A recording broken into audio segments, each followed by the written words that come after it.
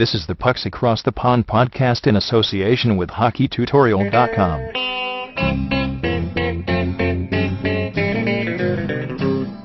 Hello out there, we're on the air. It's hockey night tonight. Tension grows, the whistle blows, and the puck goes down the ice. Hello and welcome to this week's edition of the Pucks Across the Pond podcast. I'm Aaron Stoops. I'm joined by Bradley Marsh. How's it going, Bradley? I'm very well, thank you, Aaron. Yourself? Yeah, my dad has been away with my brother and my sister this weekend, so I've had a free house. Been spending an awful lot of time naked, so it's been enlightening. Excellent. And for our few female listeners, are you naked now, Aaron? I might be. Are you naked now? No, I'm not. I was going to join you. That would have been a horrible sight. We could have done it. We could have done it on webcam. Absolutely. We get your famous Jordan tits out again. Yeah, I tell you, if you can get us over, if we can get over 200 listeners this week, I'm gonna do the next podcast naked and we'll film it. Actually, no. Actually, if we can get over 200, I won't do that. That's probably more of an incentive. Yeah, that's probably not a good call. But yeah, obviously, now many of you may not know this, but I'm a big Simon and Garfunkel fan. I think that to sum up this week's news, they kind of said it best with their song "Sound of Silence." There really hasn't been a lot going on this week at all. Adam Larson, obviously the Devils' top draft pick, he injured his thigh on his first shift in scrimmage, which isn't too good, but they don't expect it to be a long-term injury, but it's obviously not ideal.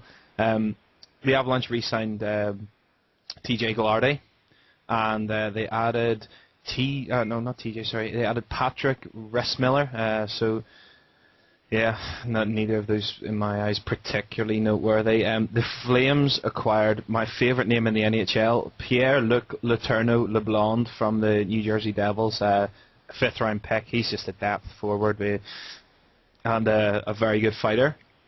So, no comment on that either. No, there's not much at all. The biggest news I've got is whether Mike Commodore's going to wear number 64, and that's it, really. Yeah. The Flames re-signed Brendan Morrison to a one-year contract, which is a solid move for them. Patrick Kane is getting wrist surgery. He's going to be out 6 to 8 weeks, but it's the off-season, so that's what it's for. The Bruins re-signed Adam McQuaid to a 3-year deal. He's already got 1 year left in his contract, so this is a longer-term move, but I like that. I thought that he played very well for them. Obviously, he got a cup ring now, too.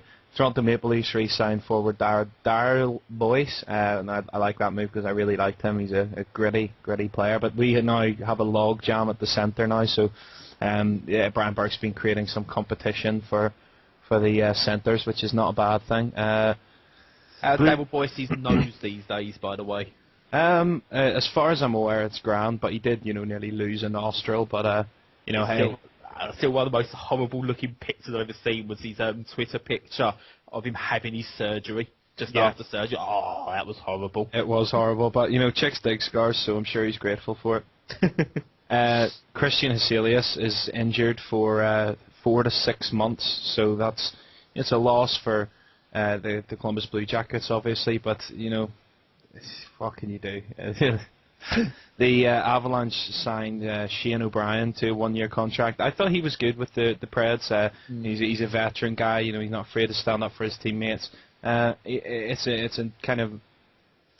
a nice move. They kind of bolster their deal a little more with a little bit of depth. But aside from that, the only kind of very noteworthy news was the Edmonton Oilers trading Andrew Cogliano to the Anaheim Ducks for a second-round draft pick. He's a player that is a bit of an enigma. He could have, I think his stock is low at the minute, and the Ducks swooped in at the right time to get him. I can't really... It depends on, of course, which Andrew Cogliano you get. He obviously had a ton of potential a while back, and he was kind of a bit of a commodity and someone that was sort of sought after a while back, but now... not so much, but, it could work out well for the Ducks. It could, yeah. It's an interesting one. I actually think it's going to be one of those that works out a bit better for Edmonton rather than the Ducks, though. Absolutely. I mean, anytime you're getting a second-round draft pick, you can't really go too far wrong. Obviously, I think that after the second round, the picks start to decrease in value considerably, but I think a second-round draft pick, with the talent they've already got, that could do them quite well. Yeah, it allows them to get more depth like younger depth players in rather than the big superstar players, because eventually they're going to be the ones who start commanding more, bigger salaries. Whereas if you can start getting, those second, third round type drafts in, they're the ones that are going to add more depth to your team, and you can probably use in, future trades and things like that. So Edmonton seem to be really stocking themselves both, I said now, for putting a team on the ice and also giving them a good position when it comes to off-season stuff as well. Yeah, absolutely. And as you say, you can only have so many players that are going to command sort of $6-7 million salaries, and the way they're going, they're 3 or 4 years from now, they're going to have a lot of money tied up in Ryan Nugent-Hopkins, Taylor Hall. They are going to have to pump money in, and I think maybe package that with a player, and you could even maybe trade up potentially to get another defenseman. But obviously that's a long way off. But it's certainly a move that I think, from the outside looking in as of now, I think it's a deal that's fair for each team, but I think that either team has the potential to really win from that trade, but as of yet, it's very tough to call, I think. Yeah. And that's it, so we'll see you next week. I've got a little bit of, one that interests me as well, and it revolves around my favourite player of all time, Sidney Crosby. Yeah. You just love him. I do. He's so adorable. But I've lost count of how many times this has been reported over the past, couple of months. But apparently he's begun on-ice workouts again. Right. Now, I'm assuming what's happened, he's a few times he's come back on the ice, not felt so good, and has had to leave it for a while again. And I'm assuming, it's another attempt. And obviously he's not been cleared for, for any physical contact, yeah, and it's still unknown whether he'll be ready for training camp. Now, the question I've got is, what are the Penguins actually going to do? Is Crosby going to be ready for the start of the season? Because the longer it drags on, the more it looks like he's not.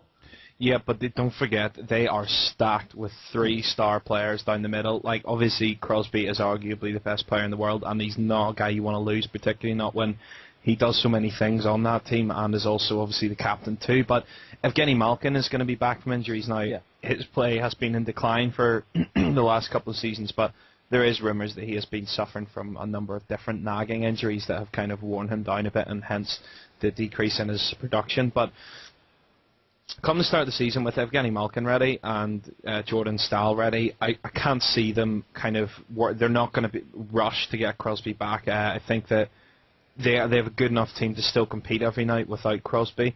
Yeah. So I don't think it's a problem. I think that they're doing a very good job at taking the strain off Crosby, letting him kind of recover at his own rate. But I don't really think it's a case of what they're going to do. The question is, what are they going to do if it turns out he can never play again? Yeah, that is. I mean, that's the thing. I mean, because when did it happen? It happened just after the Winter Classic, didn't it? So that was back in January. We're looking at 7 months, and he's still only just, being able to start skating again. Doing on-ice workouts. You're probably looking at maybe another couple of months before he's ready for contact again. You would think so, but I'm not a doctor. I don't know. No, I mean, last week we heard from Yanni just how scary a concussion can be, and so they're not going to take any risks with Crosby. And obviously, if he's coming on and he's still not feeling good, we could be looking at the best part of a year, quite possibly, before he's even sort of ready to even come back. Now, what I'm wondering is, without, incurring the wrath of, Mike Wilburn with this. No, of course not. Do they delay the season? Yeah, well, everyone else is having a lockout. We might as well have a lockout in the NHL for Crosby not playing. But is it worth them, just for him, to make sure he's fully ready, is writing off this season for him? I don't know if there's anything they can do, to put him on, a very long-term injured reserve and bring in someone else to cover that. Because I still think it would be detrimental to them almost, bringing Crosby back halfway through a season into the final stretch.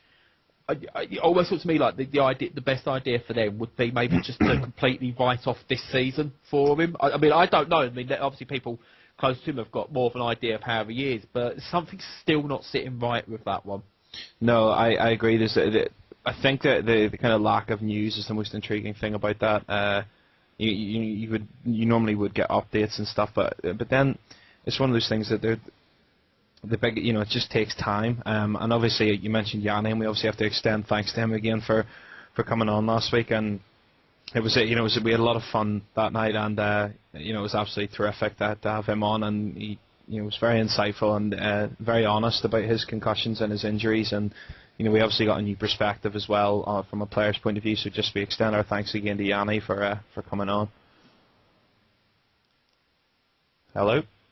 Yeah, no, sorry, I lost myself for a second there. Yeah, it was great, but I say it was his story about his concussion that really it sat with me for a long time afterwards. It was. I don't think I've ever been so affected by someone's description of something like that. It was just like it was unexpected, like for him to go as honest as he was with it, because we hadn't rehearsed anything. No. And when he came, I was just like, still sort of like I just couldn't believe what he'd actually said and how bad it was. And not a newfound respect for Crosby. I still think he's a very good player. I don't like him, but I still think he's a very good player. But it's just, it does worry me. I mean, we said ages ago, and I pointed out that I reckon there's a lot more than meets the eye, and I'm not going to sort of go, yay, I was right, because that's just a bit sick for one. But there's definitely something there, and maybe those rumours that he's been privately advised not to come back. Is there still something in that? Because it's just a long time. I mean, I hope to see him back, but it's one, to see whether he is actually finding back and, on the road to come to actually physical contact and playing hockey again, or is it another false dawn for him? Yeah, I mean, obviously, I think that the rumours they will come to a head soon, because we're going to find out one way or another what the score is, but it's certainly an intriguing thought, Obviously, with so little news, we thought we'd spend a bit of time this week talking about the TV coverage and sort of some of the problems and the issues that we as British fans of the NHL come across on a kind of regular basis. And it's one of those things, like people people outside of it, sometimes outside of Britain, outside of Europe, sometimes maybe. Without sounding arrogant, they maybe don't understand just how lucky they are to have ice hockey, broadcast on terrestrial television, and to be able to catch live games, and be even in the same time zone as the sport. I mean, the standard of hockey here, while we admire everyone that can ice skate, because it's much more than either of us can do now. The standard of hockey is, the NHL is the best league in the world, and for fans of the sport, that's where most players from anywhere in the world will aspire to play. And it's very, very difficult, when your team, especially your team, when the face-off's at 3:30 in the morning, or I think the earliest face-off we get in a weeknight is maybe 11 o'clock in the evening. Yeah. But that's sort of maybe once a week, if even that, and it's very, very difficult to keep up to date with the sport. And it's something we've obviously talked about briefly before, but the TV coverage just isn't there for us. No, it's the biggest issue, and I'm going to touch on something in a bit with contact we've had from one of our listeners. Is even the TV coverage we do get is very minimal. You have to take what you can get. Now, some of us will find ways around it on how we can make sure we follow our own teams, but I'd feel sorry for a Florida fan, or maybe even a Tampa fan the last couple of years as well, and teams sort of that area who aren't the marquee teams in this country very rarely get the TV coverage. You'll see a lot of Pittsburgh, a lot of Chicago, a lot of the Canadian teams, because they're very, ESPN show a lot of Hockey Night in Canada, so you get to see a lot of Canadian teams, a fair amount of Detroit as well, those sort of teams. But if you follow some of the other teams,